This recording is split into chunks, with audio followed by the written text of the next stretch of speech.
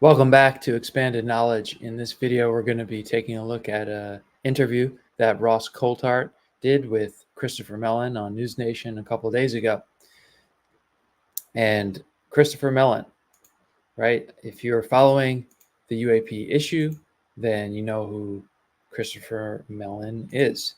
He was a former Department of Defense official. He was the deputy Secretary of Defense for Intelligence during the Clinton administration and I believe one other administration. But anyway, if you know him, he's a gentleman on the right there. He was one of the individuals, along with Luis Elizondo, that got the videos out in 2017, the New York Times article, and he also was involved with the To the Stars Academy with Tom DeLonge. Anyway, he's been a voice for disclosure, for transparency on UAP and UFOs. And of course, Ross Coulthart has been a journalist that obviously he's the one that interviewed David Grush and broke the story on News Nation, and he continues to interview people. So there was this interview just yesterday with Christopher Mellon. And so we're going to just pull out some of the key points here. Now, before we get into this, I really quickly want to mention a little bit of a side note onto Christopher Mellon that is at least worth, I think, keeping in mind. And that's the things that his cousin, John Warner IV, has said about him. Okay. John Warner IV is a grandson of a prominent senator who was allegedly involved in some of the alleged UAP, UFO retrievals, where they brought a craft back from Germany, and apparently his grandfather, in his old age, told him a little bit about this, told him also about what was going on in Antarctica, and he has given this information to Stephen Greer and the Disclosure Project. So just last year, in June of 2023, John Warner IV here went on to the Stephen Greer's Disclosure Conference that was held. And I tried to find the clip here for the video, but I couldn't find it because the Disclosure Project seems to have shut down the video access for the webinars for that. But anyway, I remember what he said because it was pretty interesting, or just provocative. He said that you can't trust my cousin Chris. He is not trustworthy. The Mellon family is one of the, as he put it, one of these bloodline families, and they have a whole other agenda.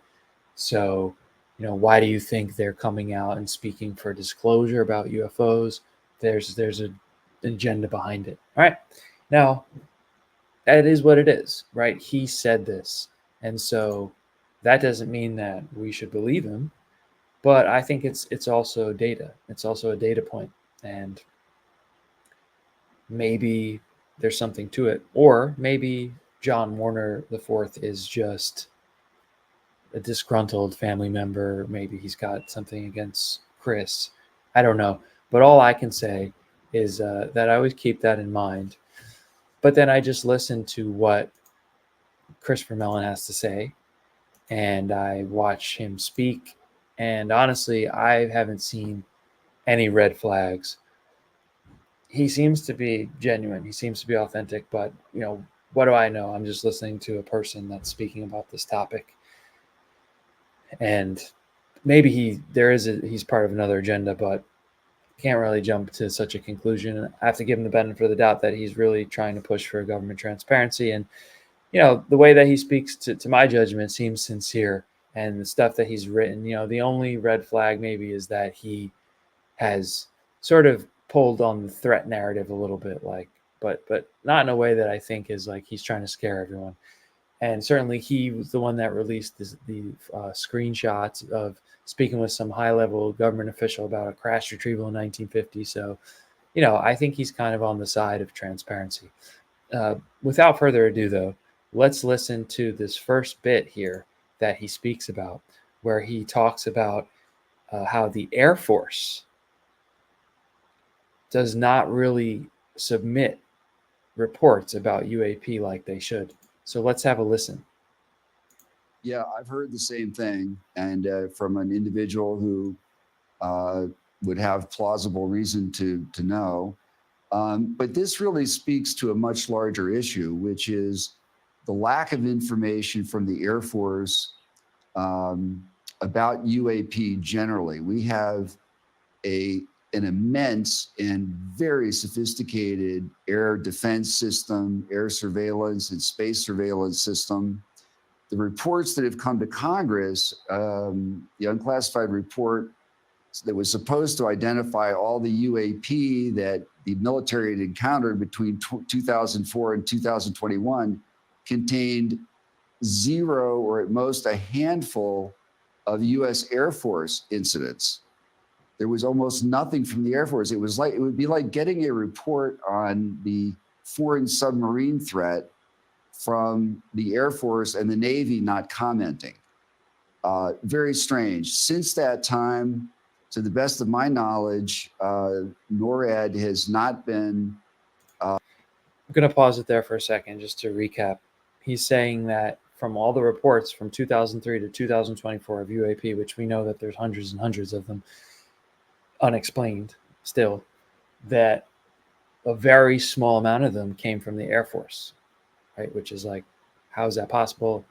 It's the Air Force, right? And like he's saying, that would be like if we did that for the ocean and the Navy barely turned anything over. And this plays into a larger theme in ufology that has been spoken about for many decades and continues to today. And it's this idea that the Air Force has always been the branch of the armed services that has been the most behind this alleged UFO cover up and have been sort of cooperating with the CIA and have been involved in some of the shady stuff. And it's the Air Force who have always had this policy of secrecy, Project Blue Book, and just denying there's anything to it. And of course, you had, the first CIA director who seemed to be an actual person with moral compass, Roscoe Hillenkotter, having a famous quote saying that the Air Force is basically, he said this in the early 60s, that the Air Force was not disclosing to the public the very serious nature of the UFOs. So this idea that the Air Force has always been behind the cover-up, and on the other side that the Navy has been different and has actually made different efforts to disclose the reality. The rumors going as far back as the first Secretary of Defense, who was who was the Secretary of Defense for the Navy before that, James Forrestal, and allegedly he was going to disclose to the public because he thought it needed to happen, and that was part of the reason why he was killed when he fell out of the Bethesda Naval Hospital from one of the highest rooms and the highest floors. That's a whole other story. But so there's always been this lore in ufology that the Air Force is part of the cover-up. A group like the Navy has been more trying for pro-disclosure, maybe been working allegedly with more benevolently inclined ETs, and the Air Force been working more with the more malevolently inclined ETs. These are the kind of stories that are out there. So if these stories are true, the facts that Mellon's sharing, that the Air Force has been the most reluctant to hand over reports to Congress, would kind of line up with that. So let's continue here. Providing information on systems, objects detected by their space and air surveillance systems. It's mostly pilot reporting. Now, I'm not privy to all these reports. They've exploded in number.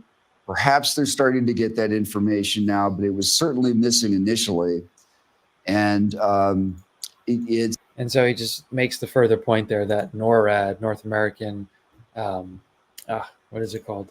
NORAD is the North American Air Defense. Is that what it is? Yeah. North American Aerospace Defense aren't really reporting anything either. And they're the ones that have like the best sensors for, Earth orbit, space, airspace, all of that. So there's some other clips here. We're going to move forward a little bit here, and Mellon's going to go on here to talk about the videos that he released and that broke with 2017 in the New York Times, in 2021 with Washington Post, and that's the gimbal, the go fast, the tic tac videos that we all know.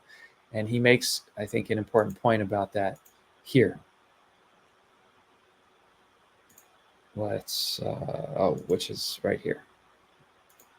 The videos in 2017 that I provided the New York Times and then the Washington Post were investigated, and the Air Force confirmed that they were truly unclassified and did not damage national security. In fact, they enhanced national security because they raised awareness of the vulnerability that we have and this activity that's going on that needs to be addressed. After that happened, the Defense Department created a classification guide for UAP that seems to have, that suddenly said, well, all of those same kinds of videos are now classified, and anything and everything having to do with UAP is classified. That is hard to understand or support. It sounds like it's in violation of the executive order on classification. Theoretically, you cannot classify information unless you make a determination that if it was revealed, it would cause serious damage to national security. I don't know how they could possibly say that with regard to those videos when several were previously released and approved for public release by the Defense Department. And we all saw them, and then it was confirmed that they didn't damage national security. They've got many more videos from precisely the same system, and they're not releasing it and claiming that it would damage national security. I don't believe that. I don't think they could prosecute anyone successfully who leaked that videos of that ilk. Certainly, there's a lot of other stuff that's legitimately classified, but there is a real gap here and a problem in terms of transparency. So, right, he's saying there simply that those videos we all know, which are pretty compelling, as they are, and the Tic Tac incident and so forth, he says that there are a bunch more videos like that. And even though when those first few came out, they did an official investigation to determine, hey, these leaked. Are they classified? Are they a threat to national security? And even the Air Force itself came out and said, no, these are not a threat to national security. The gimbal, the go fast, the Tic Tac video, right? And nobody was prosecuted and there was no issue. And what he's saying is that ever since then, now videos of that same ilk, as he calls it, are classified. And so the public, Congress, whoever else could start to really move this investigation forward can't access these videos that would be the same as the ones that we saw, which would at least build a bigger body of evidence of, wow, look at all these flying things that are unexplained. And so I think that he's raising an important point there. And the last point that I think was really important is, like he just said, he doesn't think that anyone could be prosecuted for leaking them. So hopefully maybe some people start leaking some more videos. I mean, that's another tool for disclosure, is somebody out there leak one of these kind of videos that's maybe just a little more compelling and shocking than the ones we already have. Keep moving the ball forward. And he also does go on to say that, which I took a note of here, says it a little bit. I'm not going to play the clip, but he makes this point that the intelligence community has this culture of sharing, that the less that's shared with the public, the safer the public is. And he feels that this needs to change. And I agree. We have a long history of overclassification, keeping of secrets, and oftentimes some pretty nasty stuff comes out. But in other cases, these are just things that would inform people more of their reality and also of technology. So, that gets complicated when you start talking about all of that. So the last clip that I want to play here to wrap it up is about a sighting that he was told by a high-ranking Air Force officer who spoke public about it. It was through NORAD that they had this sighting. And I found this to be pretty interesting. So let's check this out. Where are we? Right here. Sorry, wrong one. We got this one here. Well, for years and years and years, there have been all kinds of engagements with different objects and craft. For example, I interviewed a NORAD watch officer who described an incident in which a object came over the North Pole and down from the Arctic at a high rate of speed, and the U.S. tried to intercept it. The commander of NORAD said, quote, "I want that thing." They put everything on strip alert up in the air to try to intercept it, according to this Air Force officer, and were unable to get a radar lock, unable to catch it, went all the way down the east coast of the United States and out over the Caribbean. And the officer actually shared that story publicly. So it's very credible. And we saw at the hearing the other day on Capitol Hill, some congressmen. So, yeah, pretty interesting there. You know, he's relaying that story. And what I find interesting about that is the fact that it came allegedly from the North Pole. And yes, maybe it was Russia or China or just from wherever, just crossing over the pole. But also, you know, you get further out there into the speculations of, for example, the crypto-terrestrial, that the hypothesis that the Harvard paper was touching on recently. We know the stories about the mysteries at the pole and alleged, you know, UFO activity, even under entrances to underground facilities and so forth. So I think that's just pretty interesting that, like, this high-ranking Air Force officer through NORAD is, you know, claiming that this happened, right? This UFO flew out of the North Pole down the east coast of the Caribbean, and they couldn't even catch up to it or touch it or engage with it. So it's all pretty interesting. Let me know what you think about Christopher Mellon or any of this information. I thought it was a pretty interesting bit that they did at News Nation, and hopefully things will keep moving forward. Hopefully people might be more confident to leak videos and not be worried about being prosecuted under the Espionage Act or similar legislation. So we'll keep seeing how it goes. We'll keep covering the UAP investigation in the government and in the United States here at Expanded Knowledge. Thank you for watching, and I'll see you in the next one.